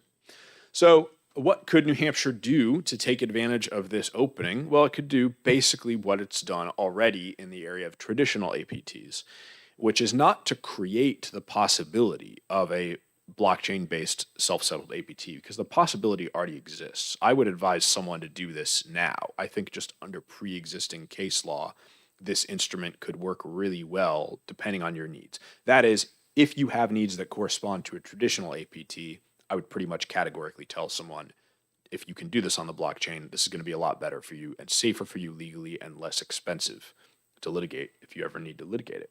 But just like New Hampshire didn't create traditional APTs, they arose just through attorneys kind of identifying legal needs and the logical structure of civil contempt and due process.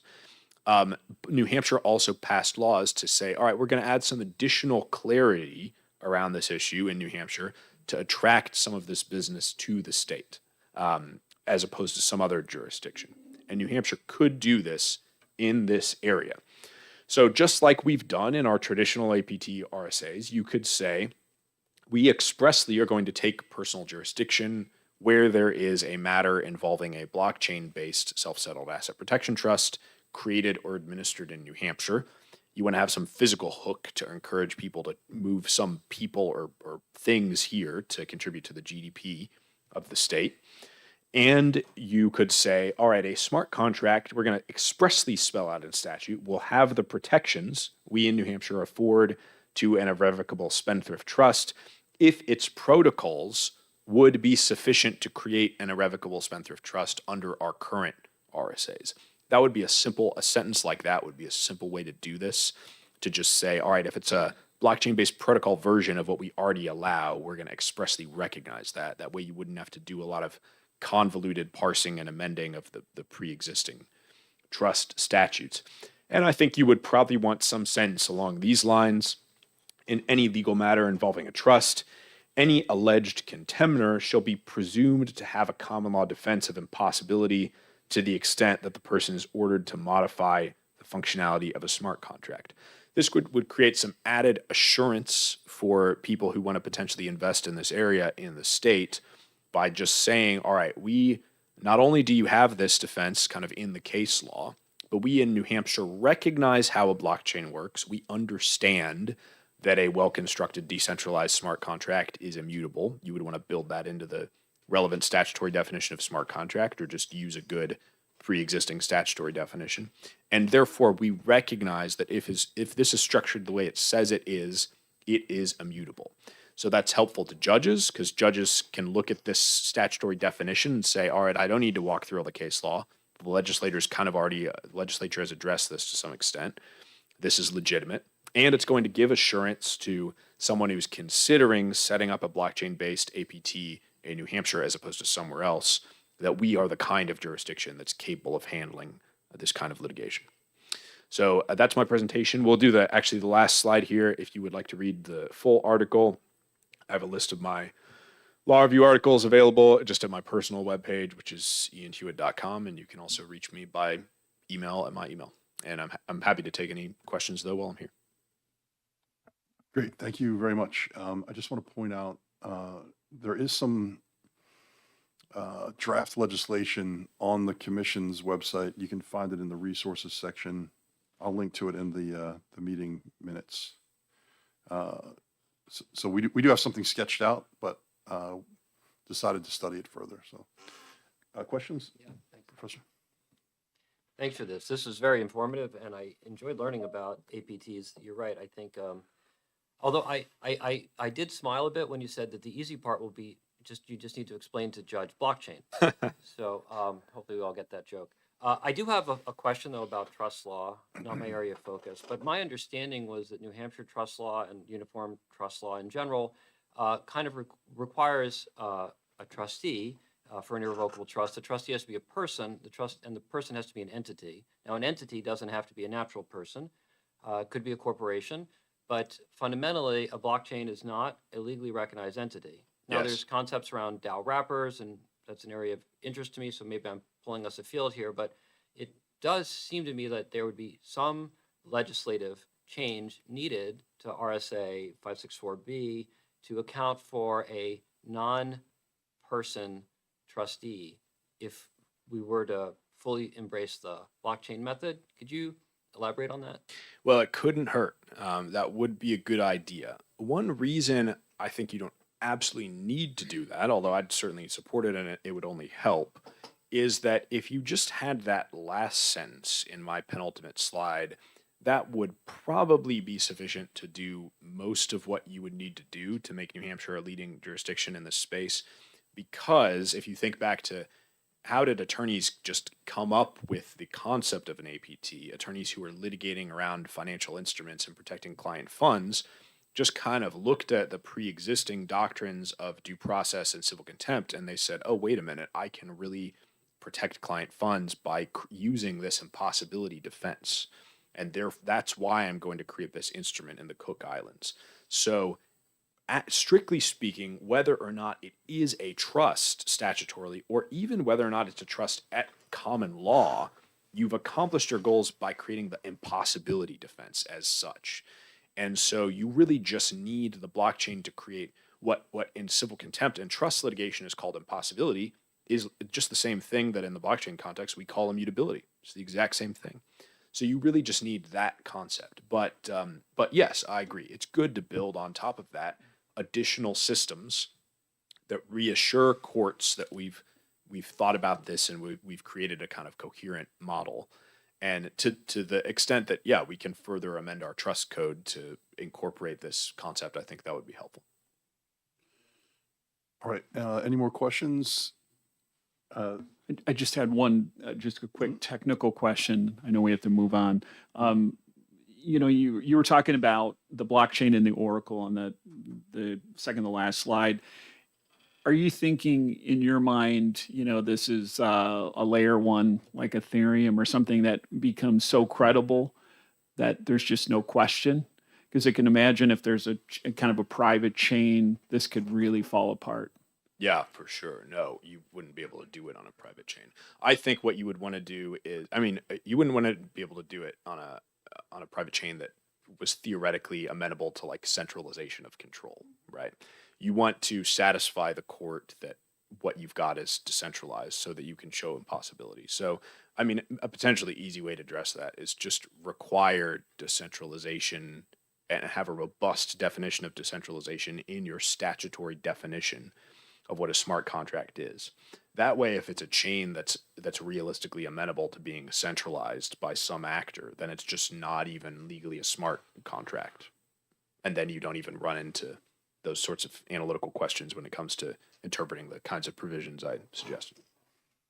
If you could just briefly define Oracle and how immutable is an Oracle, I guess that would be another interesting question. Well, it depends on how you structure the Oracle, but the Oracle, as I understand it, Representative Ammon, is just anything that gives input into the smart contract about the state of the world, so that the smart contract knows when and how to execute certain pre-programmed protocols. And so an obvious example, I worked with, after I co-wrote this law review article, I worked with a programmer to create a blockchain-based APT, and there was an oracular system only to tell the smart contract what date it was, so that you could have a monthly distribution of funds.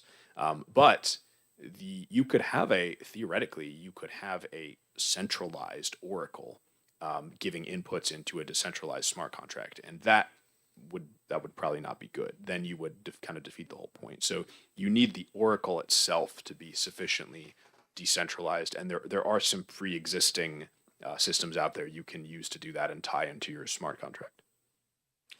And then how would this benefit the state of New Hampshire? So charitable trusts are governed by the Attorney General's office. Trust law in general, is that also under the Attorney General's office? Only if it's charitable. Only if it's charitable. The trust companies are under banking? Okay. And so how could this be structured in a way that the state has a stream of revenue coming in from these trusts who happen to be parked here under this theoretical statute that we're talking about? Yeah. If you could just describe that. Well, I should say, maybe for context, the Cook Islands is pretty much the best place in the world to do traditional APTs, and they're not fantastically wealthy or anything. They bring in tens of millions of dollars a year into their small island country by doing this. So it's not like we would generate billions of dollars by doing this. But the reason they do bring in money, even though most of the money all is sitting in these APTs and is inaccessible legally to the Cook Islands themselves, is that you've got to have some hook to administration and physical presence in the Cook Islands. So you want to do something like that first sentence I put in my first slide, which is, in order for this to be recognized in New Hampshire statute, this thing has got to be created in New Hampshire and or administered in New Hampshire. and you could potentially require both. To what extent administration is required obviously is going to depend on the terms of the smart contract. But I think you want some physical hook to say, all right, you're going to get these added protections if the business / law firm creating these is here, so people need to send people or stuff to New Hampshire, then we would have some of the kind of revenue that the Cook Islands and jurisdictions like that have. But it is important to note, part of the reason the Cook Islands is able to generate revenue around this is they've also adapted their legal system to accommodating disputes around these sorts of structures. And so the best way to kind of replicate that model in New Hampshire would be to do something like the statutory language I proposed or that we were discussing, but also do, execute the previous commission's recommendation on a blockchain dispute docket so that we signal that our legal system is specialized around blockchain-related disputes. Any other questions? Thank you very much. Thank you. And full disclosure, Ian and I both serve on the New Hampshire Blockchain Council, and it's a volunteer position, but we're both geeks about this stuff, so we like doing it. Thank you much. All right, so we'll move on to the final presentation, and Anastasia will bring you to the fore here. So Anastasia is, I think, State Policy Director of the Digital Chamber. So the Digital Chamber is a national organization, does a lot of work in DC. Oh, and we also have Jonathan Schmidtfield. And sorry, Jonathan, you and I have not met, so why don't you both? Don't worry about it. No one gets it right. Okay, why don't you both come to the floor and introduce yourselves and take it away? Yes, are you able to see the presentation? We can. It looks great. Okay, perfect, great. So thank you so much for those great interviews, first of all, and thank you so much for hosting us today, Keith and the rest of the commission. Also, thanks to the other presenters because both of your presentations were really enlightening. I know we're crunched for time, and I also feel like your knowledge base is way more sophisticated than initially we were thinking. So really going to run through some of the initial stuff, and I'll let my colleague here, Jonathan, chime in to dive a little bit deeper on some case studies that we've prepared around what other states are doing. So first of all, who we are. We're the Digital Chamber. We are a federal trade association that represents the digital asset industry, and I like to say the digital asset adjacent industries. Primarily over the past 11 years that we've been around, we really focused on advocacy at the federal level with more clarity that we're seeing at the federal level. And given, all of the years of work that we've spent doing education, engagement, and advocacy efforts at the federal level, we really feel the rules of the road are now being written in the states. So the Digital State Network we're actually pre-launch now. We officially launch on Monday, and it's a new initiative of the Digital Chamber. Really, our mission is to provide trusted education and resources to lawmakers, regulators, and other policymakers throughout the country, and connect them with innovators, builders, and industry leaders. I think the success that our industry has felt at the federal level has really been because we've adapted a unified approach in the way that we're talking to, educating, and again, just engaging officials at the federal level. In order to move the needle on these issues, it really requires the industry to sing from the same song sheet. And so we feel that it's important that we are adapting that approach to the states. So excited to be here today and in representing the Digital Chamber and the Digital State Network. In terms of stablecoins, why they matter now, I don't feel like I need to tell you this. We're here to help inform so that way you can craft the best policies. But just a few stats to back.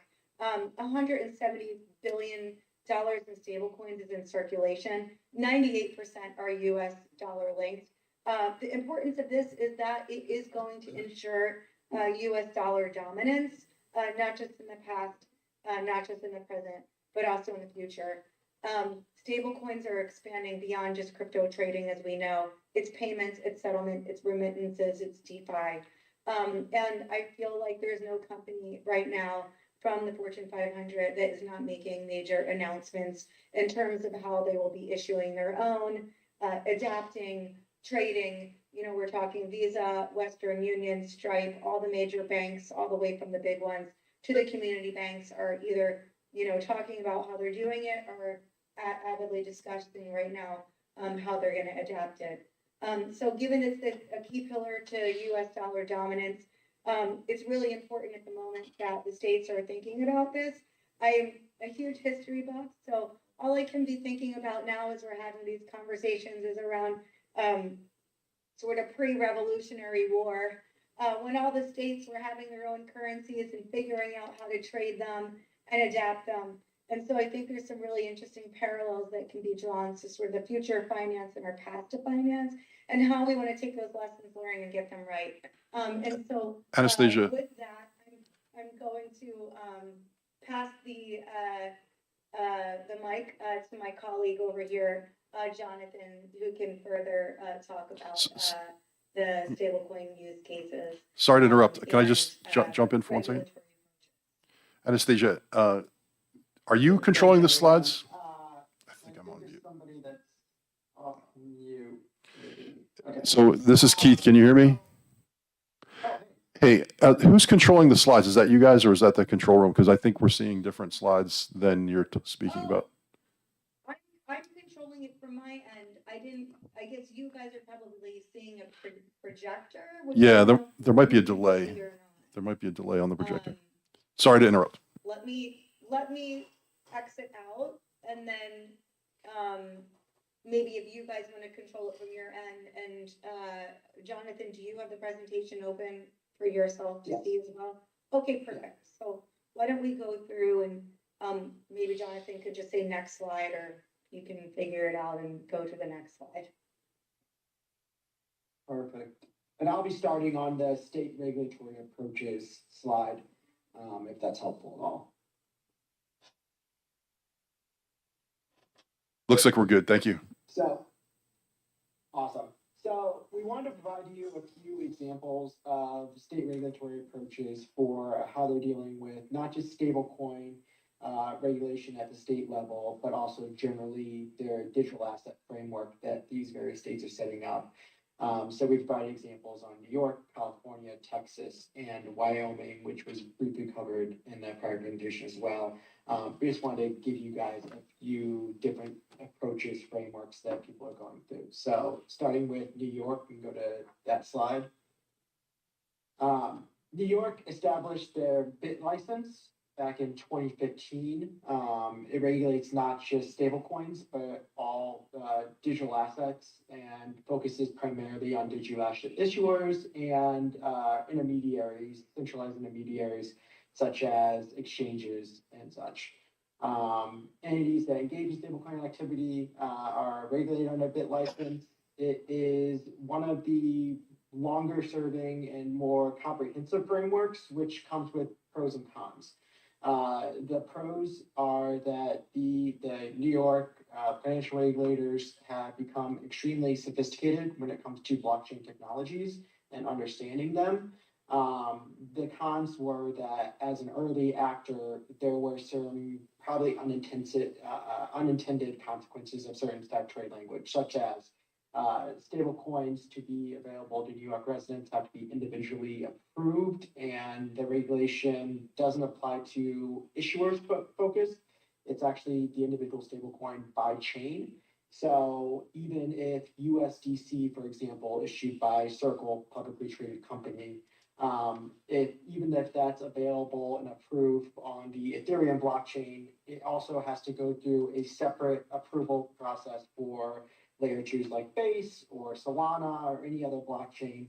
Issuer is the same, backing is the same, everything about it's the same. The only difference is the blockchain that's tradable on, but it has to go through individual acceptance. So that has been a hurdle for lots of companies to go over and has limited the availability of certain stable coins to New York residents.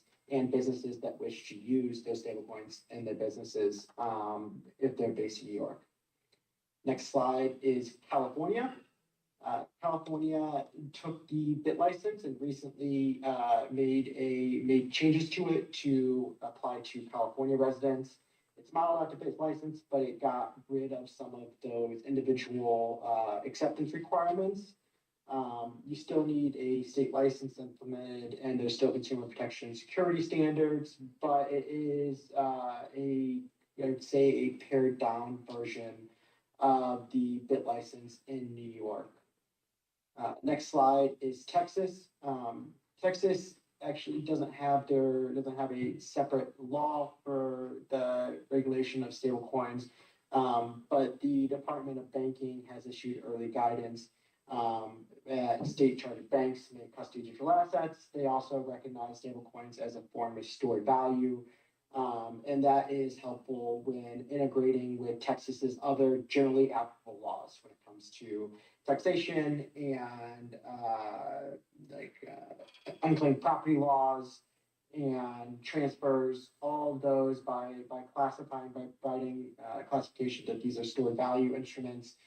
It can fit within otherwise applicable Texas laws. Texas also, because of their crypto-friendly approach, Coinbase actually just announced this morning that they are reorganizing under Texas law and leaving Delaware as their corporate home, largely due to the Texas action when it comes to digital assets and demonstrating friendliness towards digital asset companies and providing early guidance when it comes to certain types of digital assets, such as stablecoins as stored value. And then next slide, Wyoming. Wyoming has taken a very crypto forward approach in MOTSA regulations. They have the Wyoming DUNA, which is a form of unincorporated nonprofit association specific for digital assets, in an attempt to attract companies to or DAOs and other digital native entities to structure their laws under Wyoming law. For stablecoins, they have the Special Purpose Depository Institution, which is a special form of banking where it's fully collateralized banking. So instead of the assets being lent out, banks that are organized under this charge fees and guarantee not to lend out any assets there.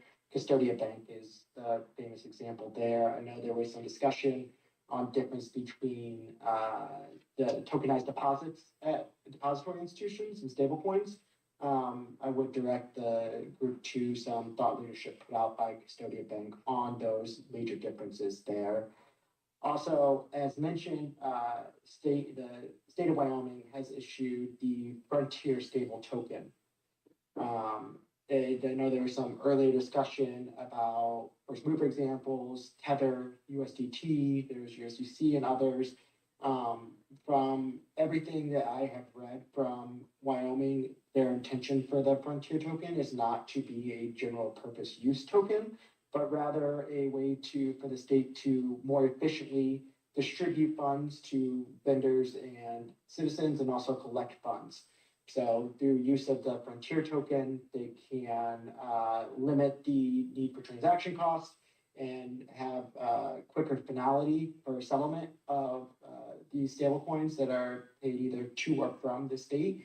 And that's the primary use case. Obviously, I believe they intended to be used elsewhere, but that is the primary use case. Under the Genius Act, what is regulated at the state level are entities that are legally established under state law.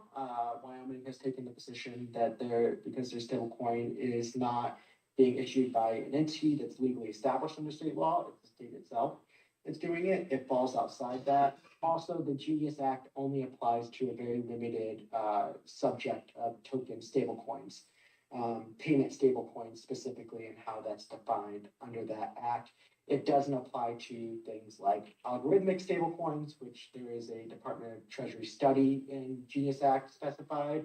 to be conducted on them. There's an understanding that there are going to be other forms of stablecoins that still exist, even under the payment stablecoin structure. But that payment stablecoins are a specific subset of the category of stablecoins while still allowing innovation, such as the Frontier token issued by Wyoming. And next slide is just best practices for stablecoin oversight, whether this is issued by a state directly, by under the state route under the Genius Act to be substantially similar to federal framework, or through international stablecoins. So reserve backing is essential. So having one-to-one high liquid assets backing, those would be generally bank deposits or short-term treasuries. The segregation and bankruptcy remote protections are extremely important. That is one of the aspects that was hotly debated during the Genius Act debate in Congress, and ensuring that the assets are segregated and bankruptcy remote. Again, the assets are intended to be pegged to the dollar, but in the market, there will be slight fluctuations where sometimes within certain liquidity pools, it could be worth slightly more than a dollar, slightly less. But the idea is that there's always, whenever you go to the issuer itself for redemption of stablecoin, it will always be issued and redeemable for $1. Those redemption rights have to be clear, enforceable, and timely. We just submitted a letter to Department of Treasury at the Digital Chamber on what that entails. And there's going to be different contractual rights on what the outer limits are of when settlement has to occur for redemption. And then consumer protection is a large aspect, as well as privacy and ensuring that there is anti-money laundering protections at the issuer level, and that there are BSA obligations at the issuer level.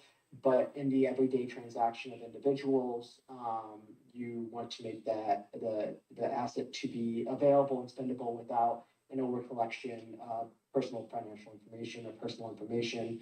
In the same way, whenever you give a $100 bill to somebody, you don't have to get their social security number. So those are the ideas behind all of the stable coins, whether they're going to be issued under the federal framework, the state approved framework, or foreign depository institutions. And next slide, I will kick it back over to Anastasia to talk about the federal state coordination. Thank you so much. And I'll sort of breeze through the rest so that way we can reserve a little bit of time for questions. I know we're right up at time.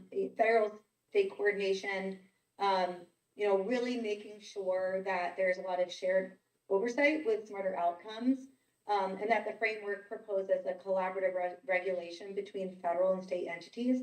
And I'd actually add there, and you can feel free to use us as a resource, but I think part of getting it right is not even just the federal state, but it's the state to state. So making sure that there's coordination, that you guys are working with other states, hearing from other states, maybe some of the ones that we just went through, just to hear lessons learned, what they're navigating, what's worked, what hasn't, in order to get it right. So I know we heard before about first mover, having the advantage of being the innovator, but there's also something to be said by just waiting a little bit to see how things play out, as a way to ensure that you're getting it right. We again want the states to innovate with federal alignment. We don't believe in federal preemption, and that the state regime should offer flexibility, but protection at the same time. Next slide. The economic opportunity, we don't need to tell you guys, there's a lot of opportunity to be had. One is really just even positioning yourself as being a hub for compliant digital finance by being a first mover, which you already are. And the fact that you're holding meetings like this and standing up a commission, which I think is more to be said than a lot of the states that are out there, really positions yourself broadly for fintech innovation-friendly culture and ability to attract innovative companies, startups, create jobs, all of the things. So there's a myriad of reasons why New Hampshire should be diving in, but again, should be precautiously diving in the right way, so that way you can get it right. Next slide. building on that is again, the economic opportunity, and moreover, how you guys should approach. I think you guys have a great start already. The Token Commission is a perfect example of how states should be approaching, doing a lot of listening, both from experts, academia, and industry is really important. You know, making sure that the industry, that are actually the builders, are helping you to navigate in ways that are going to foster innovation for them and not hurdles. Just like this, you know, hosting the right kind of legislative hearings, working with industry again, maybe launching a regulatory sandbox and other pilot programs. That way you can test things in small ways and make sure that they work right. And then further develop model rules aligned with federal and state frameworks. So not only listening and working with other states, thinking about what's worked well for them, but as you're navigating your own space, working through other states. And some of that can be, you know, we are working a lot with for example, the NCSL, ALEC, New Deal Leaders, and other organizations that bring together other state legislators as a way that you can go there, be working with others, sharing best practices and bringing some of those practices back to your state, and then letting others, because let's face it, you guys are way further along than a lot are, and there's a lot others can learn from you. Partnering with universities and other innovation hubs. You're already doing that. You've had some great testimony today. And then publishing your state digital finance roadmap. I can't be any more clear about the fact transparency, you sharing best practices and leveraging all of the tools that are out there to showcase your journey. And of course, we want to be there to help amplify the work that you all are doing, so that way other states can be learning as well. And so with that, I'll conclude our presentation. We don't have much time left for question and answers, but before I kick it over to Q&A, I just want to reiterate again, you know, we want to be that hub for not just our industry players and our member organizations, by which I don't know if I mentioned, we have close to 200 of them. They range from, you know, traditional crypto, the exchanges, banks, and everything in between. And then again, we want to be a bridge to the industry and other states like yours. So if we can connect you with other states, if we can connect you to the builders of the world that are creating this stuff, please let us know. I know that you probably have more of these planned on a monthly basis. So we have plenty of member companies at our fingertips, and we're always happy to make those connections for you guys so that you can do it right. And with that, I'll turn it over to Q&A if we have time for that. Thank you so much again for hosting this.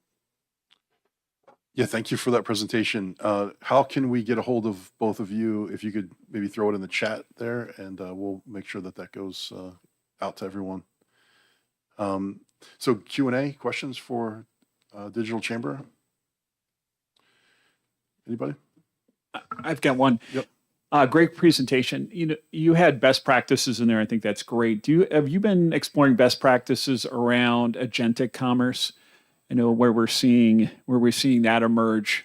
You know, we're not seeing two individuals or an individual and a business doing commerce. We're seeing two AI agents doing commerce. So as that emerges, are you thinking about that? Yeah, so we do have a few member organizations that are working on that specifically. There was the recently announced, I believe it's the ERC 404 initiative, which is to enable agentic commerce, specifically for enabling commerce in the AI kind of, as that grows, online payments through agents and what authorization looks like and what consumer protection looks like in that area. So we're certainly working with a few member orgs that are specifically focused in that area.